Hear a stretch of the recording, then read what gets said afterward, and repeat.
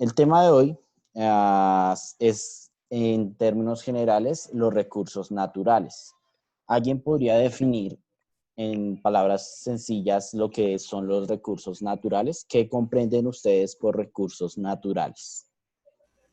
También se le puede conocer como materia prima, la cual se utiliza para crear distintos materiales para uso doméstico e industrial. Sí.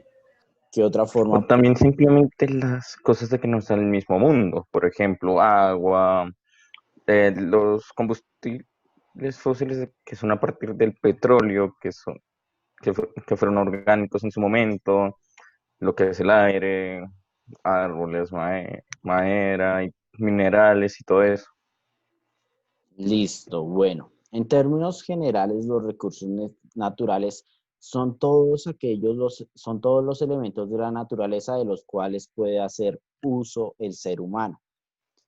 Es decir, es la naturaleza, pero cuando el ser humano hace un uso de ella. Si habláramos, por ejemplo, de, no sé, si habláramos de que existen desiertos, selvas, etcétera, esos ya no serían recursos naturales, sino serían medios ambientes. O sea, hablara medio ambiente, se me trabó la lengua. Medios ambientales. Si habláramos de plantas o animales en sentido general, es decir, la existencia simple de plantas y animales, estaríamos hablando de elementos de la naturaleza. Cuando hablamos de recursos naturales, única y exclusivamente cuando el ser humano hace un uso de dichos elementos de la naturaleza. Si el ser humano no está haciendo un uso de esos elementos, no son recursos naturales. Llevan otro nombre. Pueden ser el medio ambiente, la naturaleza o cualquier recurso biológico, por así decirlo. Pero el nombre de recursos naturales es solo cuando se hace uso de ese elemento. ¿Esto qué lleva? Hay, por lo tanto, dos formas de medir la naturaleza en general. Primero, por su utilidad económica, es decir, por cuánto dinero yo puedo vender algo, qué ganancia obtengo del uso de un elemento. Y la otra forma es por su papel para la vida. Este ya no tiene tanto el planteamiento de recurso natural, sino está incluyéndolo en todo lo que es el ecosistema. No se preocupa tanto por las ganancias económicas, sino por buscar la estabilidad de la naturaleza. Obviamente, el discurso que dominó durante la gran mayoría de la historia, por lo menos la historia occidental, es decir, más o menos desde la Edad Antigua, con algunas civilizaciones, como por ejemplo la griega y la romana, hasta la mitad del siglo XX, el discurso dominante era la utilidad. No siempre utilidad económica, sino utilidad, por ejemplo, social. Pero todos los recursos naturales, o mejor dicho, la naturaleza en general, se medía a partir de cómo le sirve al ser humano, qué uso puede hacer el ser humano. También hay otro discurso que es más que todo de las sociedades más tradicionales, es decir, las sociedades antiguas. Ya hoy en día este discurso se ha perdido un poco, pero sigue prevaleciente, que es el de dominación de la naturaleza. Este discurso se usaba mucho con la extensión de las civilizaciones modernas, es decir, la creación de grandes ciudades. Para las épocas antiguas, cuando la ciudad lograba extenderse, se veía como una dominación sobre los recursos naturales. ¿Por qué? Porque se tenía entonces el control de los recursos hidráulicos, de la tierra, de las plantas y de los animales. Por eso se hablaba de que se lograba dominar. ¿Por qué? Porque en las sociedades antiguas no se trataba de dominación. Era muy difícil mantener un control, por lo menos para la mayoría de generaciones de sociedades y civilizaciones occidentales. No es que siempre fuera así, ¿no? Civilizaciones como por ejemplo la romana lograron crear sistemas de acueducto bastante avanzados. El problema es que ese conocimiento se perdería y no se volvería a instaurar, por lo menos en Europa, sino hasta el siglo XVI, XVII más o menos. Por eso es que tradicionalmente en las sociedades europeas, pues todos los materiales fecales y todo el material orgánico que se desecha del ser humano tenían la tradición de arrojarlo por la ventana, por lo que no tenían un viaducto o un sistema hidráulico. Esto obviamente generó grandes cantidades de malos olores y pues debido a la poca facilidad de obtener el recurso hídrico, también se debe el estereotipo que sale en pues, algunas películas estadounidenses sobre las sociedades europeas. Por ejemplo, el estereotipo de los franceses, que no se bañan, sino que prefieren usar perfume. ¿Por qué? Por esto, por esto que ocurrió en las sociedades y civilizaciones antiguas. Como no tenían disponibilidad de agua, pues obviamente el bañarse era un lujo. Pero bueno, ese problema pues nunca existió aquí en América porque las sociedades indígenas tenían excelentes sistemas de riego y de manejo de los recursos hídricos.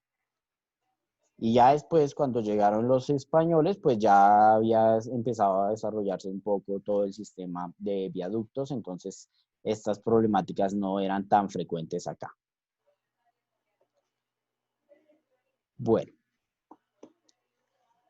como les digo, el discurso de dominación de la naturaleza hoy en día ya casi no se usa, pero hay personas que siguen teniendo este enfoque. ¿Por qué? Porque pues al ser humano ya no lo afecta tanto la naturaleza en sí. Es decir, antes, por ejemplo, una sequía podía afectar a toda una ciudad. Hoy en día, pues empieza a afectar más que todo a las poblaciones pobres, pero no afecta a la ciudad entera. Obviamente reduce, por ejemplo, sus ganancias y sus productos, lo que genera pues un incremento en productos que empiecen a escasear, pero no genera un índice de mortalidad más masivo como sí pasaba en las sociedades antiguas. Antes un periodo de sequía implicaba grandes índices de mortalidad.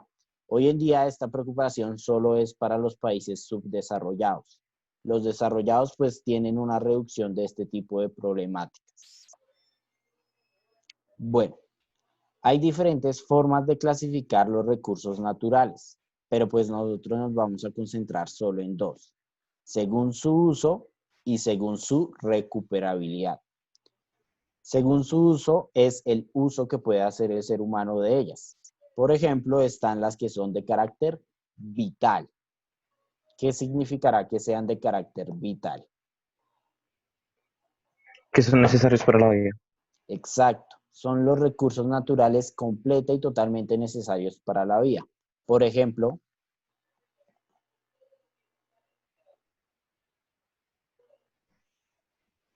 Como lo es el agua. el agua. ¿Qué otros recursos son vitales para la vida?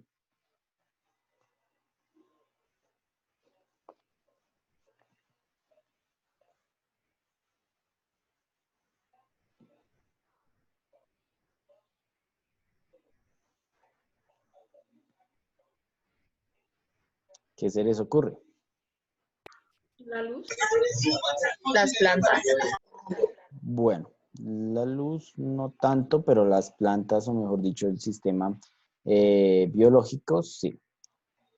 Lo que producen los suelos. El suelo es un recurso vital, puesto El que aire. el aire también es un recurso vital. ¿Listo?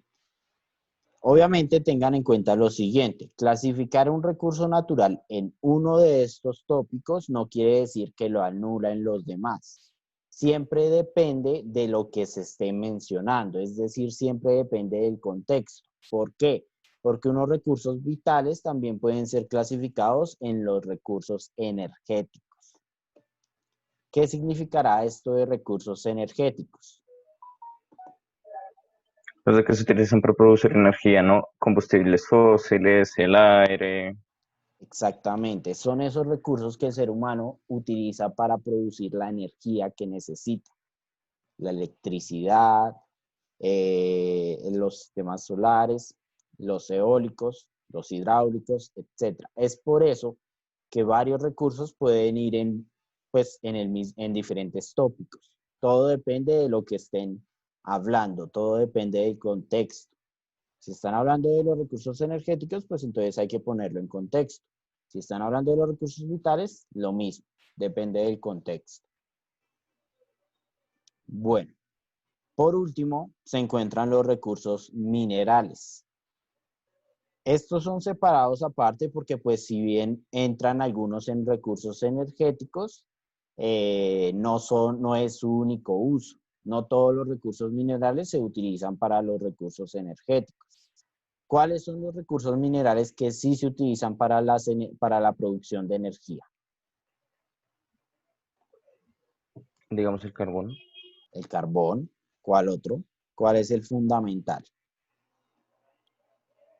El petróleo, ¿no? El petróleo. Está el carbón, está el petróleo. El gas natural también se utiliza para producción energética. Pero, por ejemplo, el oro. Ese ya se utiliza más para joyería y también para mecanismos de que necesitan un conductor bueno. Exacto. El oro no se utiliza para producir o lograr obtener energía. El oro tiene un objetivo ya sea estético o funcional en la tecnología. Todos o la gran mayoría de elementos tecnológicos tienen cierto porcentaje de oro. ¿Por qué? Porque es un buen conductor de electricidad. Por eso, pues, ya sea el celular o el computador, tienen un porcentaje de elementos en oro. ¿Listo? Estos, por lo tanto, se separan de los demás porque no cumplen el uso acá de estos dos. No pueden ser clasificados en estos dos campos. Porque hay algunos recursos minerales que no son ni vitales, ni tampoco son para el sentido energético. Por eso se crea un grupo aparte. Listo. Ya la segunda forma de clasificación, que es, por así decirlo, la más conocida, son según su recuperabilidad. Es decir, qué tan fácil o qué tan probable son de recuperarse en caso de disminuir su cantidad.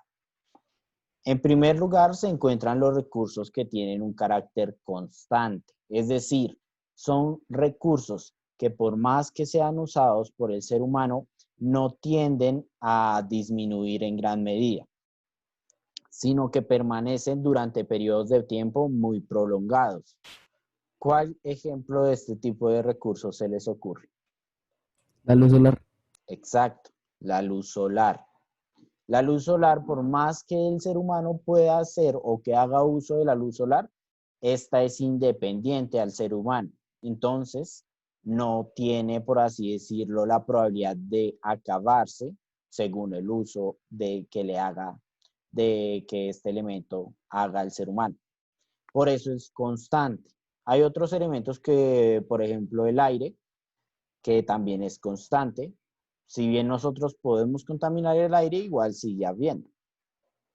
Por eso es constante. Ya después tenemos las categorías que todo el mundo conoce como, por ejemplo, renovables, potencialmente renovables y los no renovables. ¿Qué significará que un recurso sea renovable? De que Que naturalmente se el mismo restaura. ambiente se restaura, se recupera. Exacto. Un recurso renovable quiere decir que tiende a recuperarse a sí mismo. Es decir, que si el ser humano no hace uso de este recurso, el recurso se recupera por sí mismo. ¿Qué ejemplo de este tipo de recursos se les ocurre? Las plantas. Exacto, las plantas y los animales son un ejemplo de recursos renovables. Las plantas por sí mismas y los animales se pueden reproducir, siempre y cuando el ser humano no haga un consumo excesivo, pero pues no tiene que intervenir ahí para que lo haga de manera natural. Claro está que tanto las plantas como los animales entran en estas dos categorías, dependiendo de qué tan profunda sea el nivel de consumo del ser humano. Potencialmente renovables. ¿Por qué serán potencialmente renovables?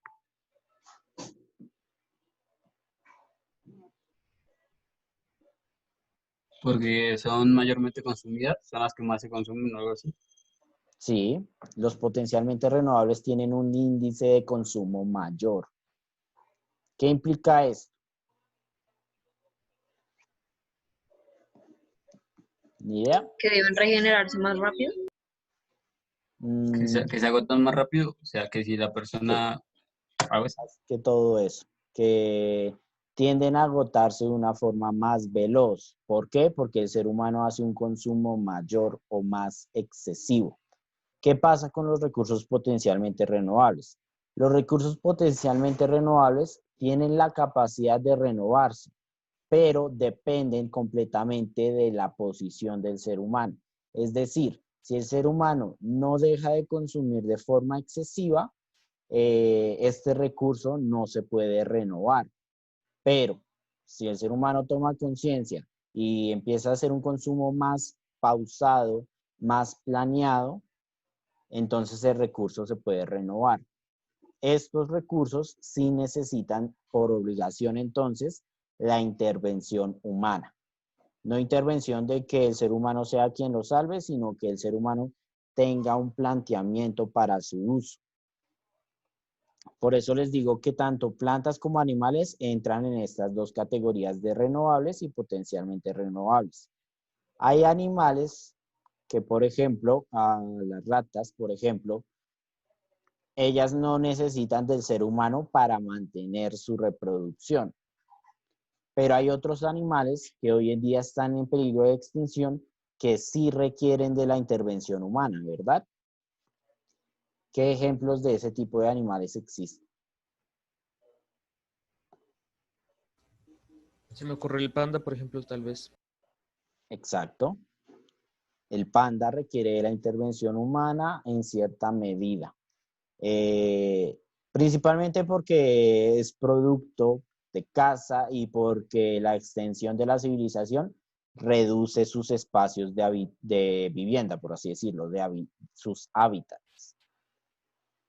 Si el ser humano pues los dejara en paz, no necesitarían la intervención del ser humano. Pero como el ser humano tiene la tendencia a no considerar las cosas en medida amplia, pues los pandas requieren, por así decirlo, cierto grado de atención. Lo mismo pasa, por ejemplo, con animales como el koala se me fue el nombre de ese continente. La Oceanía. Oceanía. En Oceanía. En Australia. Lo mismo pasa con el koala. Si el koala se lo dejara en paz, pues él no necesitaría el apoyo del ser humano. Pero como eso no ocurre, hay todo un sistema de protección para ese tipo de animales. Bueno, finalmente tenemos los recursos no renovables. ¿Qué implica esto? ¿Qué es un recurso no renovable? Pues que solo hay una cantidad determinada.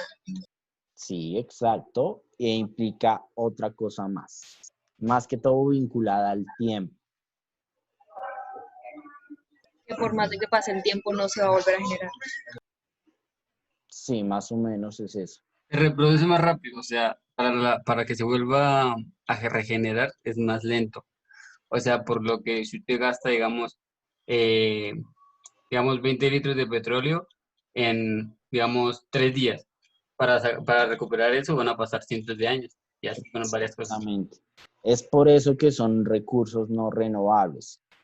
¿Por qué? Porque en su consumo se toma mucho tiempo para volver a producirse.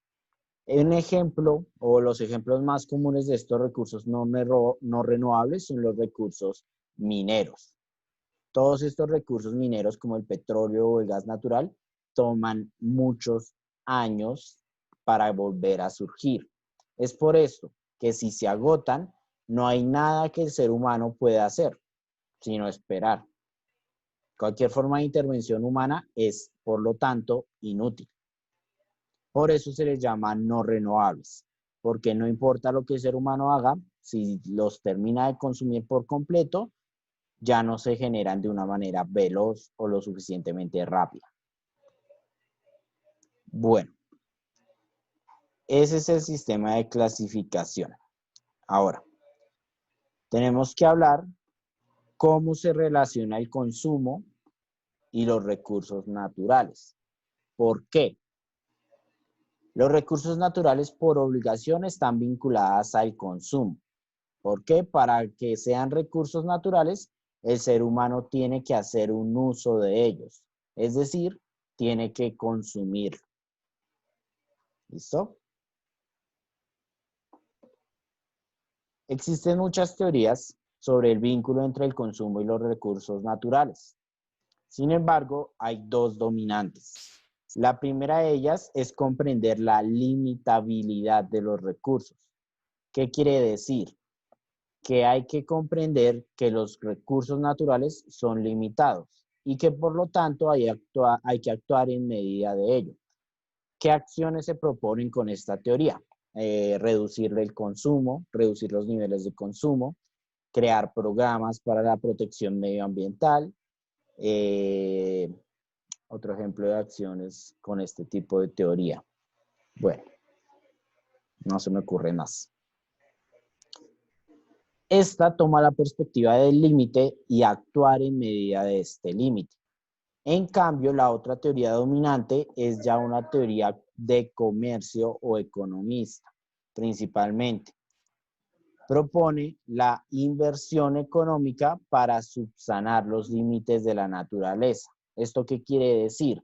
Propone que con la economía y el desarrollo tecnológico, el ser humano va a encontrar las formas de superar los límites de la naturaleza.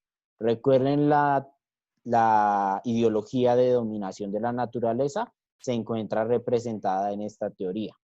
¿Por qué?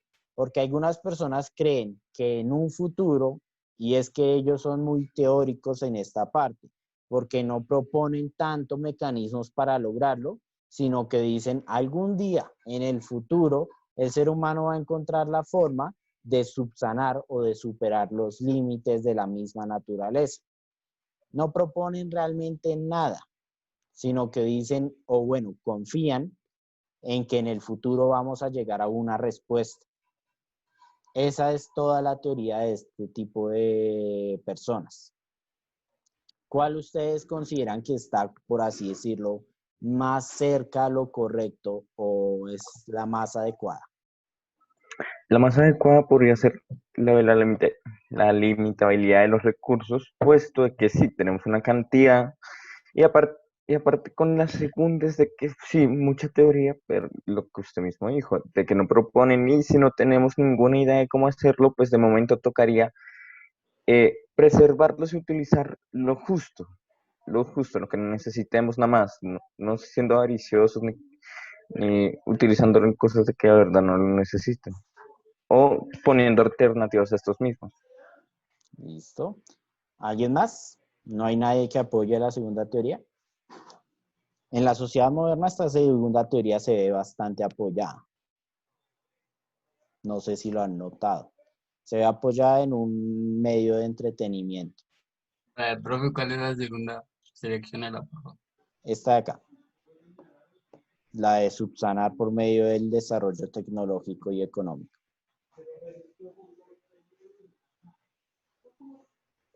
¿Nadie? ¿Nadie tiene fe en esta teoría? Bueno, les voy a decir dónde se ve esta teoría representada actualmente. ¿Alguna vez han visto estas películas como por ejemplo Elysium o se me fue el nombre de otras películas? Bueno, en este momento no me acuerdo más películas, ¿cómo es que se llaman? Solo me acuerdo de Elysium. ¿Alguna vez han visto la película que se llama Elysium? Se escribe más o menos así. ¿No? Sí, yo sí. Listo. En términos generales, ¿cuál es el argumento de esa película?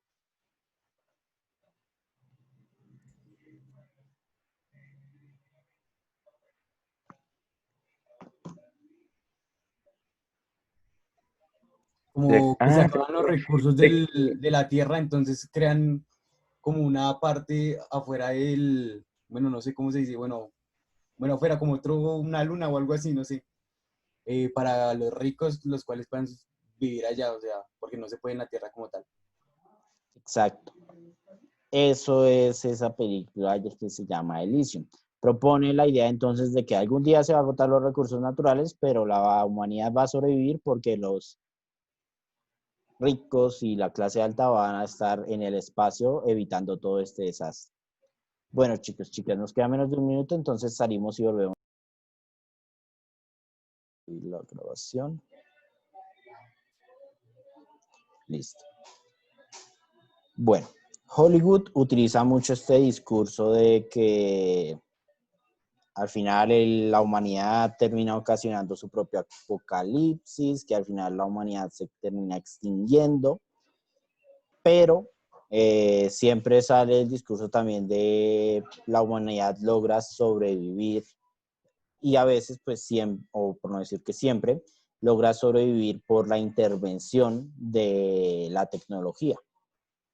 Obviamente, pues es un tipo de cine dirigido hacia el público común, es decir, hacia el público en general. Entonces, al final, pues se habla un poco, esta película por lo menos habla un poco de todo de la división social, la cuestión de clases, y pues como siempre en Hollywood, al final termina ganando lo que podríamos decir el vínculo o termina ganando la justicia. ¿Por qué? Porque al final, pues, bueno, mejor no digo nada al final, por si acaso.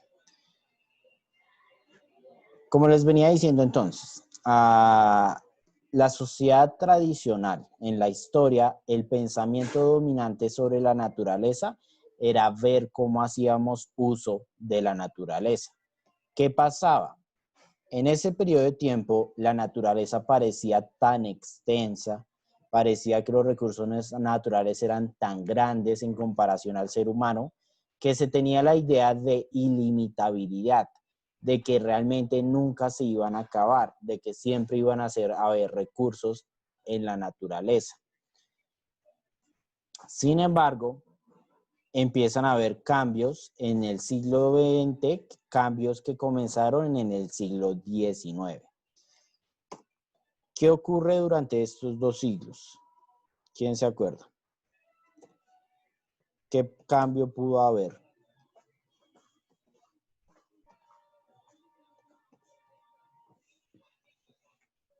¿Cuál es ese? Lo de la iglesia. No, la iglesia se empezó a separar un poco alrededor del siglo XVII, XVIII. Es otra cosa, está vinculada al modelo económico moderno. ¿Cuál es el modelo económico moderno?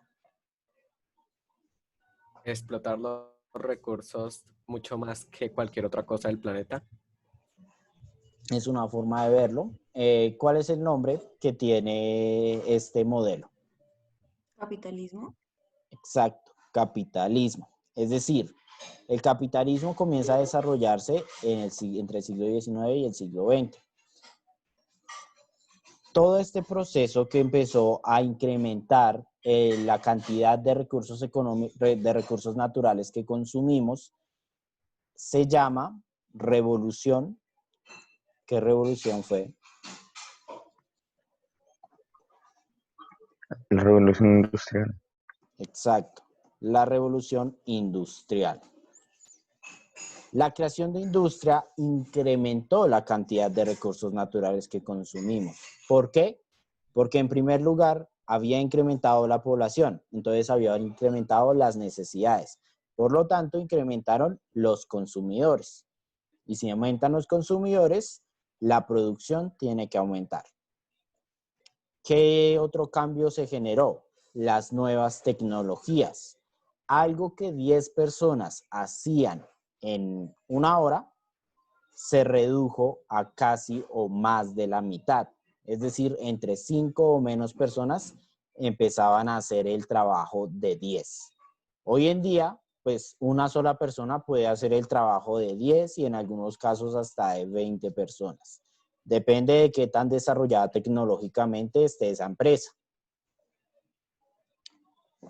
Por eso es que todo este consumo empezó a aumentar.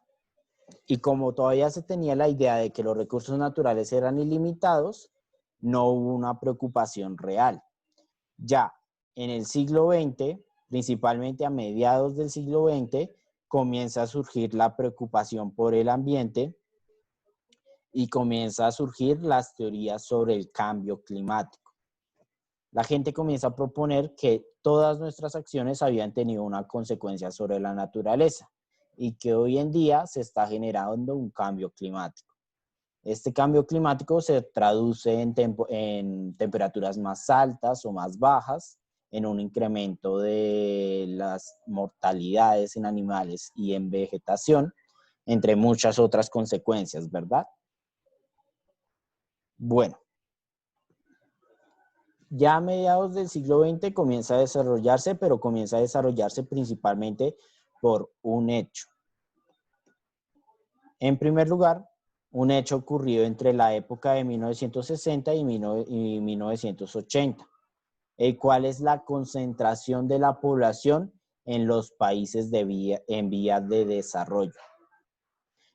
Los países desarrollados habían alcanzado, por así decirlo, un índice de estabilidad. Ya no crecían tanto, ya no había tanta población, pero los países subdesarrollados comenzaron a tener un incremento en su población. Incluso en esa época, y no sé en cuánto está hoy en día, pero en esa época, los países subdesarrollados o en vía de desarrollo concentraban un 80% de la población mundial. ¿Esto qué significa? ¿Qué significa que el 80% viva en países subdesarrollados? Que más o menos como 5.000 millones de personas vienen, no en cadencia total, pero no de manera tan estable económicamente. Exacto, es más o menos eso. Que el 80% de la población viva, es decir, aquí una persona que podamos decir medianamente rico, es decir, que tenga riquezas y tenga poder económico, puede que en un país desarrollado sea alguien de clase media o media alta. Por ejemplo, las condiciones de pobreza en Estados Unidos no son las mismas que en Colombia. En Colombia la pobreza es mucho más grande. Son las cuestiones. Por ejemplo, allá en países desarrollados, la vida, es decir, la vida en general cuesta más. Los alimentos, la ropa, los medios de entretenimiento tienen costos más elevados. Pero ¿qué pasa? Las ganancias generales, es decir, un salario, lo que aquí llamamos un salario mínimo, es bastante alto en comparación a un país como Colombia. Por eso las necesidades no se ven. Además de toda esta cultura ya que se desarrolló en Europa de tener menos hijos, de garantizar la educación y todo esto. Esto hace que pues el salario mínimo en nombre de acá sea bastante, pues la vida con un salario mínimo se vea bastante proactiva, es decir, no es tan grave. En cambio, en Colombia, obviamente un salario mínimo no alcanza. ¿Por qué? Porque el costo de vida es alto, los impuestos son bastantes, hay impuestos por todo. Recuerden que, por ejemplo, el impuesto básico y que todo el mundo tiene que pagar o que todo el mundo termina pagando es el IVA. ¿Y a cuánto está el IVA? ¿Quién sabe? Al 19%, ¿no? Exacto, al 19%, es decir, el 20%. ¿Cuánto implica un 20%, digamos, en un producto de 100.000 pesos? 20.000 pesos. 20.000. Ahora, entre más costoso, entre más gasten en productos, entre más compren, pues ese IVA va incrementando su valor hasta incluso llegar, quién sabe, de pronto algún día paguen 1.000.000 de pesos solo en IVA. Eso es bastante, bastante dinero. Y pues se explica por qué cuando el gobierno sacó el día sin IVA, la mayoría de la clase media y media baja salió a comprar un montón de cosas, porque les quitaban un 20% del valor de esos productos. Eso lo explica. Lo que no explica es por qué el gobierno después se sorprende el que no se hayan cuidado las condiciones de bioseguridad. Y pues lo que hace típicamente el gobierno es culpabilizar a los individuos, pero el culpable ahí es el que planea. Es decir, digamos, poniéndolo en el caso hipotético del colegio, si todos los estudiantes de décimo pierden filosofía y ciencias políticas, ¿de quién sería la culpa? Todos, absolutamente todos, nadie pasa. ¿De quién sería la culpa? ¿De los estudiantes? El profe. El profesor. Todos saben que más el Exacto. profesor de que no supo enseñar. Exacto. No es lógico que en todo un salón pierda absolutamente todo el mundo. De pronto pierden 1, 2, 3. Pero que pierda todo el salón carece de completa lógica. ¿Y por qué? Porque el profesor pues no logró, ya sea que los exámenes eran demasiado excesivos o que no logró tener una incentivación para que hicieran las actividades, cualquier cosa. Pero si pierde todo el mundo, pues no puede haber otro culpable. Es lo mismo en el Estado. El Estado es quien manda, el Estado es quien dirige. Si varias personas salen desorganizadamente, el culpable aquí, sí, en un porcentaje las personas, pero el culpable real es el Estado. ¿Por qué? Porque él es el que tiene que dirigir, simple y sencillamente eso. No pueden salir a decir cosas como, por ejemplo, y es que aquí lo han dicho, yo no estaba enterado de eso, todo se hizo a mis espaldas, yo no sabía. Como si eso quitara la culpa o quitara la responsabilidad. Pero bueno. Ahora, ¿qué generó el incremento de población en países de vía de desarrollo? Primero, se incrementaron los materiales contaminantes, es decir, los países en vía países subdesarrollados tenían que generar formas de mantener a dicha población. ¿Y qué fue lo que recurrieron? Pues hacer un uso de los recursos materiales más baratos o menos costosos. ¿Y cuál es el problema? Pues que los recursos más baratos son los que más contaminan. Los recursos más costosos son los que menos contaminan. Por ejemplo, se hizo un uso del carbón, un uso del petróleo. Y estos son los recursos más contaminantes en la naturaleza. Esto incrementó, por lo tanto, la cantidad de material contaminante.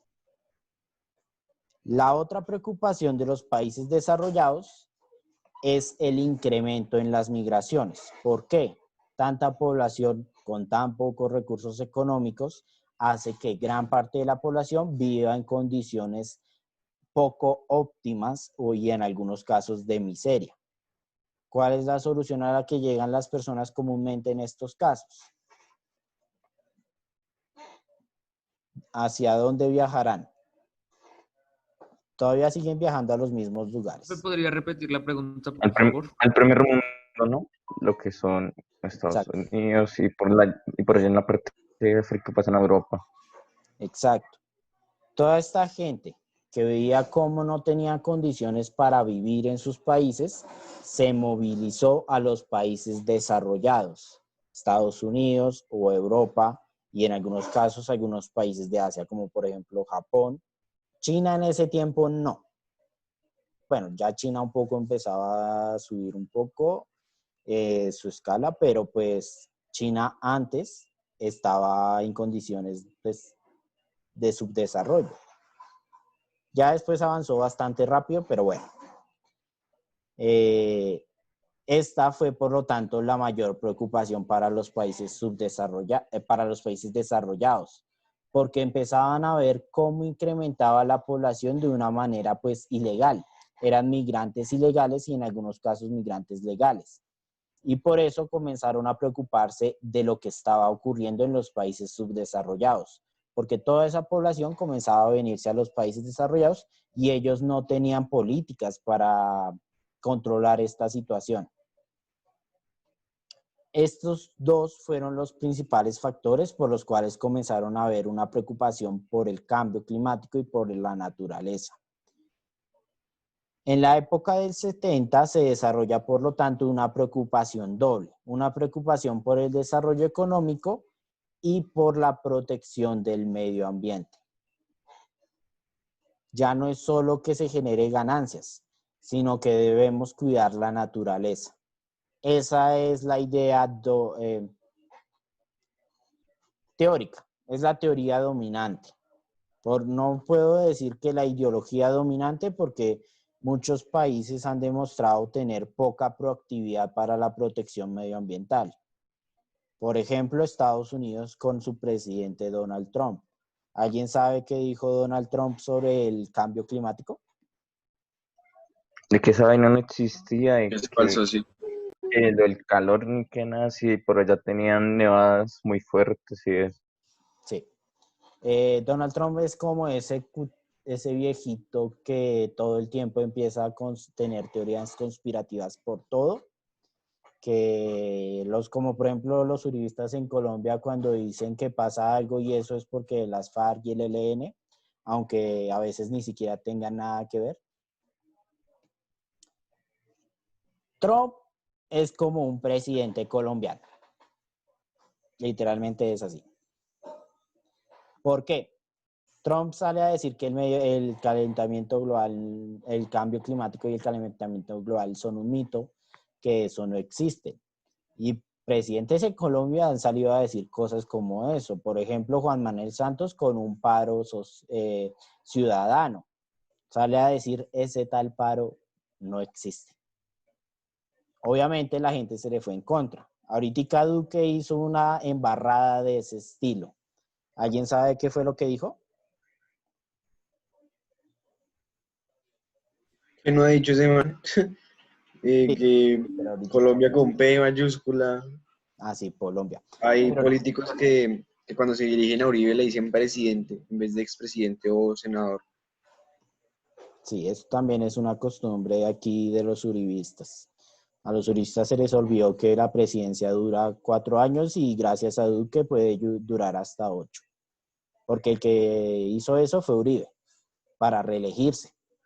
Antes de Uribe, un presidente solo estaba 4 años. Uribe fue el que sacó todos unos decretos para reelegirse a sí mismo. Eso antes no pasaba. Pero Duque ahorita salió con un discurso sobre las masacres. Últimamente en el campo, principalmente como siempre, están desarrollándose muchas masacres. Pero el señor Duque salió a decir que en Colombia no hay masacres, sino que lo que hay es homicidio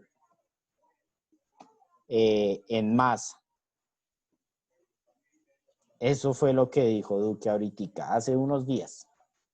La misma vaina, ¿no? Es lo mismo en palabra, pero pues decir que es homicidio en masa es como decir no los matan sistemáticamente ni hay problemas estatales, sino que una gente decide matar a otra gente, solo que lo hacen en masa.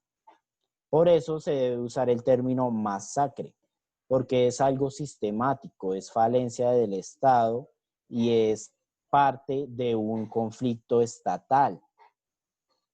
Decir que son homicidios en masa es como decir que simplemente los feminicidios, por ejemplo, que los feminicidios son simplemente homicidios pasionales.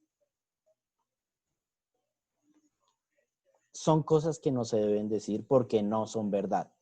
¿Listo? Las cosas hay que llamarlas por su nombre. Y lo que pasa en Colombia ahorita son masacres. Por eso les digo que Trump es como un presidente colombiano. Sale a decir un montón de babosadas y después se da cuenta de las bobadas. ¿Por qué? Porque Trump una vez dijo que lo del calentamiento global no existía y que era invento de China para gobernar la economía mundial.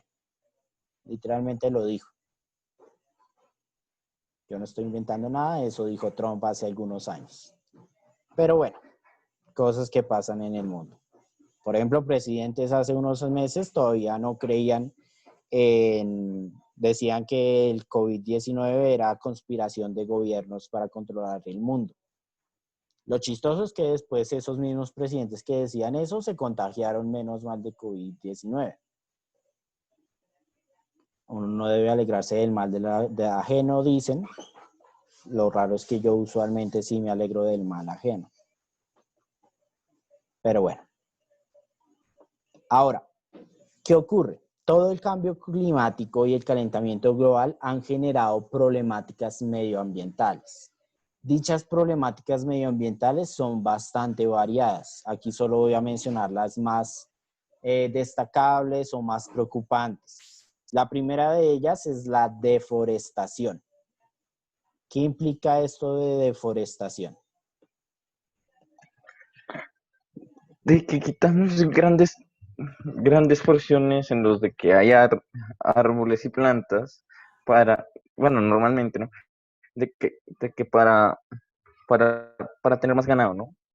Y el problema ahí es de que los mismos árboles son los de que nos ayudan con los gases de efecto invernadero, a reducirlos, a transformarlos en oxígeno en el caso del dióxido de carbono.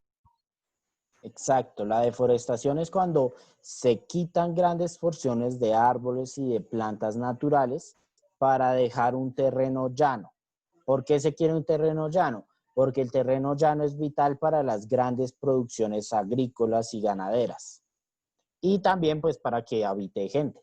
La gente necesita un terreno llano. Ya nadie en la actualidad puede, o bueno, las personas que son civilizadas ya no pueden vivir en un terreno natural. Es decir, ya no pueden vivir entre plantas, ya no pueden vivir en el campo. ¿Por qué? Porque no tienen los conocimientos para mantener este estilo de vida. O bueno, dicho estilo de vida. La gente de hoy civilizada es gente de ciudad. Necesitan que sus condiciones básicas les sean garantizadas por otros. Por eso se necesitan terrenos llanos. La deforestación es preocupante, sí. Antes era más preocupante porque se utilizaba, por ejemplo, la quema para generar un terreno llano. Esta quema dañaba el terreno. Hoy en día ya esta forma de deforestación está en desuso. Cuando alguien la usa es porque está cometiendo un crimen. Eso ya está tipificado como crimen. Quemar árboles para tener un terreno llano. Pero bueno, esa es la deforestación. Esta está vinculada a la siguiente, la desertificación. ¿Qué creen que significa este término?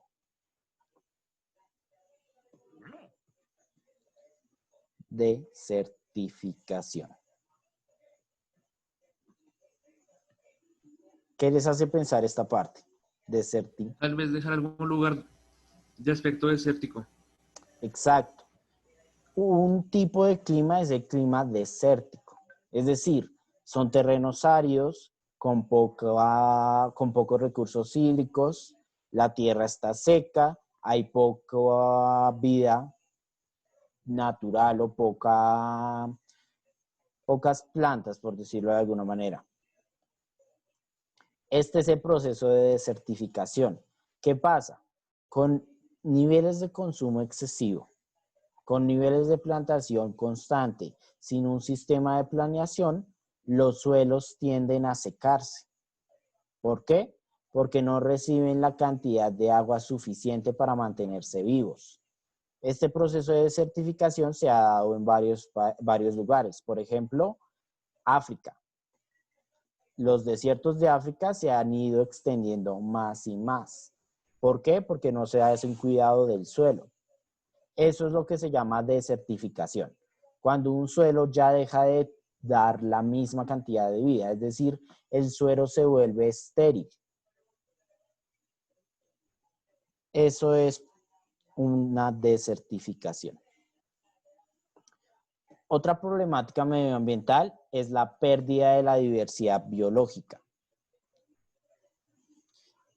Bueno, voy a apresurarme porque ya casi no nos queda tiempo. La pérdida de diversidad biológica es, por así decirlo, la caza de animales, llevar animales en vía de extinción, lo mismo con las plantas. Es asesinar o llevar a su extinción a recursos biológicos, principalmente plantas y animales.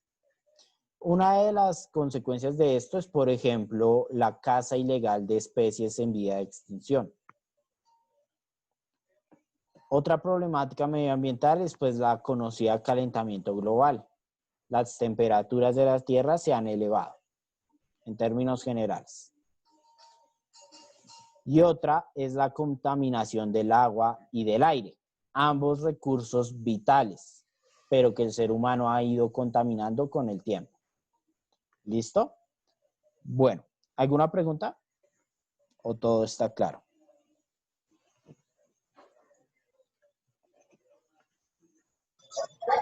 Todo claro. Todo claro. Bueno, listo. Entonces voy a pasar a llamar a la lista